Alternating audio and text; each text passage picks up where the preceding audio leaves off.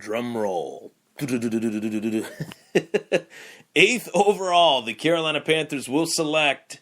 I'll get to that in just a second. I'm Ryan Thomas. This is the Thomas Take Sports Podcast. I'm your host, bringing you another edition of the Thomas Take Sports Podcast. Very excited, very elated to get off to another episode of the 32 picks, 32 teams, 32 days.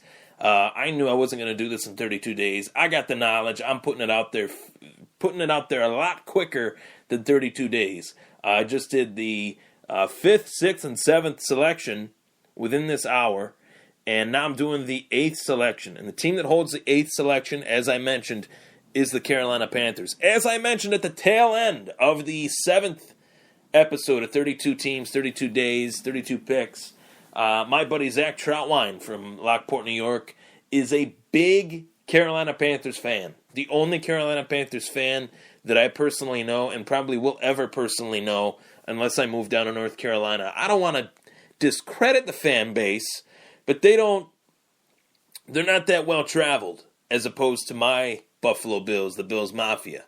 But it's okay. The Panthers are still relatively new to the league. I'll be okay about it. I won't throw stones too much. I apologize if I already did. But it's the truth. Anyway, Zach is a huge Carolina Panthers fan. He really wanted to tune in to this episode. I'm sure he will. I don't know if he is right now. If he is, hi, Zach. But Zach is a big fan of the Panthers. He wants to hear my take as to who the Carolina Panthers should take in the 2017 NFL Draft. And I am very excited to talk about this player, very excited to give my take as to who they are going to be taking. But first, I have to give a bit of a preview to the Carolina Panthers and where I think they are as a team. So it's no secret. You know, dating back to when I started this podcast in January of 2016, the top-rated episode for a very long time, from not too long, it was probably from February to probably June, was my reaction to Cam Newton after Super Bowl 50. I didn't like the way he handled himself. I still don't. My opinion is virtually the same as far as the way he handled himself after the game. Yes, it was a disappointment. Yes, he lost the game as the losing quarterback to Peyton Manning in that Super Bowl. It's very frustrating, but Jim Kelly had to do it 4 years in a row. Tom Brady had to do it when he went 18-1. Peyton Manning had to do it himself when he lost to the New Orleans Saints in the Super Bowl. So Peyton Manning had to do it after he lost 50-8 or whatever the heck that was versus the Seahawks 42-8. Are you kidding me? And Cam Newton sat there like a little brat and didn't want to answer any questions, got up off the desk and left. You know, afterwards, you heard the Denver players celebrating, and apparently that made him mad. Guess what, buddy? You're a role model to a lot of young kids. You're a premier player in this league, a young African-American male that a lot of people of all race look up to as the face of the future of the NFL.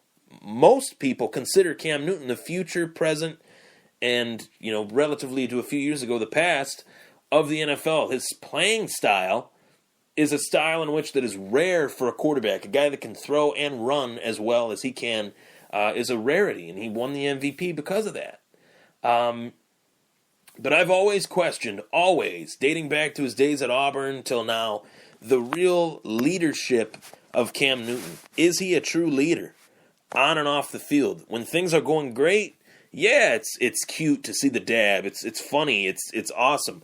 But when things are going down, that's when it's really measured. That's when you're measured as far as how great of a leader you are.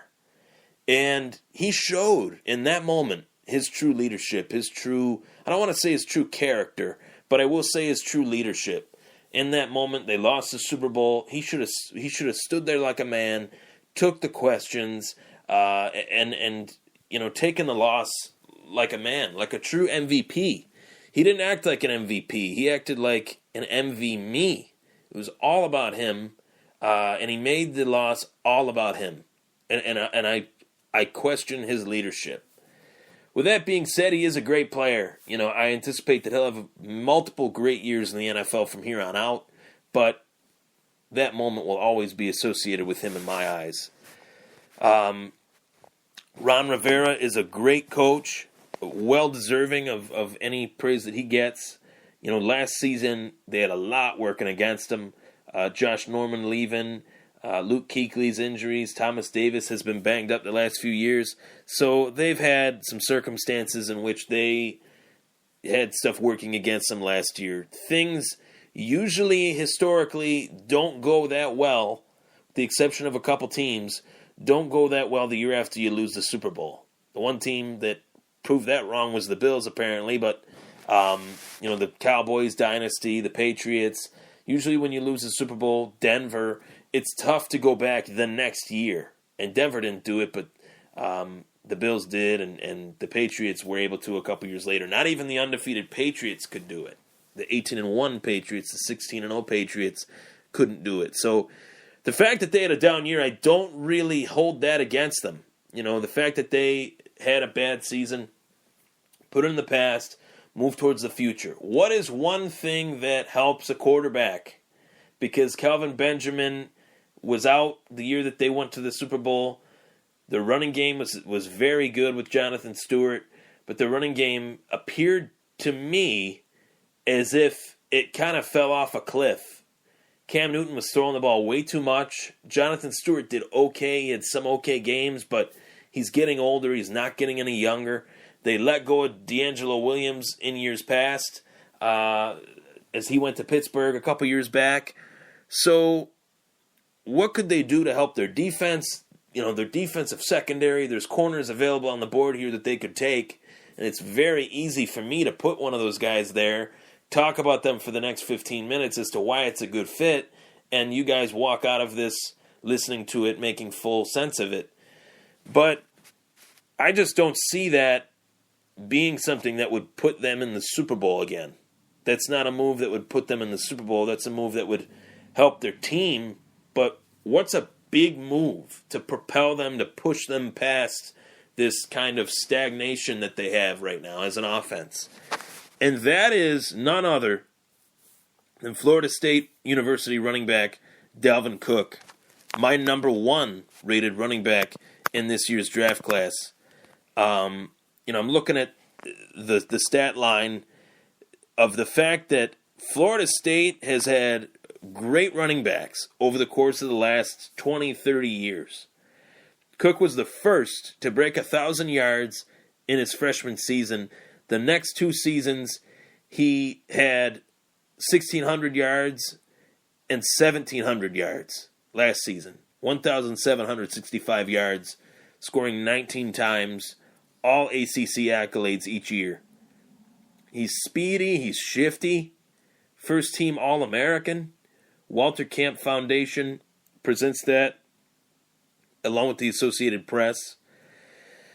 There is definite question marks just about his medicals, but his medicals tested well at the combine. He performed 4.4940, tore his rotator cuff, tore his labrum in 2014, back part of the labrum in 2016, and obviously he's had run-ins with the law, for those that don't know. Robbery in 2009, charges were dropped. Firing and possessing a weapon on school property, that's very bad. Charges dropped. But then again in 2015, where he was charged with misdemeanor battery outside a bar, found not guilty.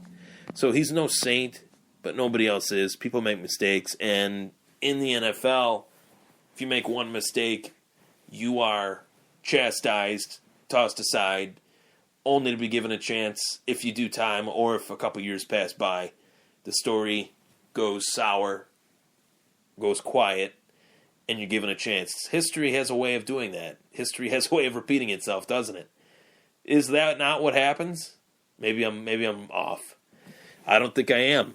I think he's going to be a first-round pick, a top 10 pick, top 15 pick at the latest, and he is a very elusive running back.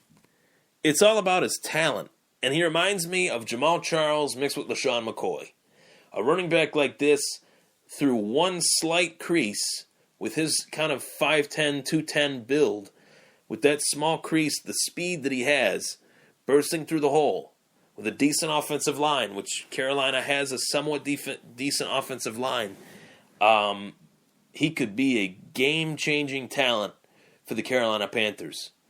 And relatively, you start to see when one team takes one position, another team takes that same position, and I kind of see that being the case, with the Titans at 5, the Chargers at 7, and then 6 with Fournette, and then 8 with Cook. Hopefully that didn't give anything away. I think I just did, but oh well. So that's how I see it. You know, Dalvin Cook is a guy that could make this offense instantly better. Instantly a player that could put the Panthers, with the team that they have now, in the playoffs, regardless of the cornerback depth that they do or don't have, regardless of any other roster holes. Cook is that much of a offensive firepower type player for the Panthers. I compare it to last year. The Dallas Cowboys had needs at corner, had needs at safety, needed a pass rusher, which they still do, and they took Ezekiel Elliott. Ezekiel Elliott, for all intents and purposes, should have won the NFL MVP last year. I would go that far. Should have won at least the NFL Rookie of the Year, Offensive Rookie of the Year. Dak won it by 1 vote. Zeke should have got that award, and obviously Dak felt that, you know, he deserved recognition as well. So Dalvin Cook could be that type of player. I think if Cook were to go to Carolina, he would have a better year than Fournette would if he were to go to the Jets. There's definitely more talent there. Throwing him the ball, handing him the ball. The dynamic of Newton and Cook could be one of the best quarterback-running back tandems in the National Football League for many years to come. And that's the goal, many years to come. Jonathan Stewart, he's not in the long-term future plans of the team. He's been a serviceable running back, very decent running back, but he's getting up there in age. And I think that offensively, again, much like Fournette at 6, Cook is not a talent that you scoff at. If you have question marks about firepower on offense, with Cam Newton leading the way, the onus was on Cam Newton way too much. I will agree to that. It was in the Super Bowl loss. It was last season. Let Dalvin Cook shoulder a little bit of that load, shoulder a little bit of the blame if things were to go wrong. Too much is on Cam Newton right now. That, I would say, I guess you could make that a defense mechanism for the way he reacted to the Super Bowl 50 loss as well. And Dalvin Cook is a guy that would help that situation. So, Zach, that's who I got. Carolina taken, 8th overall. Florida State University running back Dalvin Cook, 8th overall pick, future running back for the Carolina Panthers for many years to come. Wherever Dalvin Cook goes, if he stays out of trouble off the field, he'll be a superstar in this league, along with Leonard Fournette. I see Cook as my number 1 running back in the class. I think he's got more long-term upside than Fournette, based on the wear and tear that Fournette somewhat already has on his body from the heavy amount of carries he took at LSU. So that is it, Zach. Let me know what you think, guys. Not just Zach, the listeners as well. I'm Ryan Thomas. Thanks for tuning in.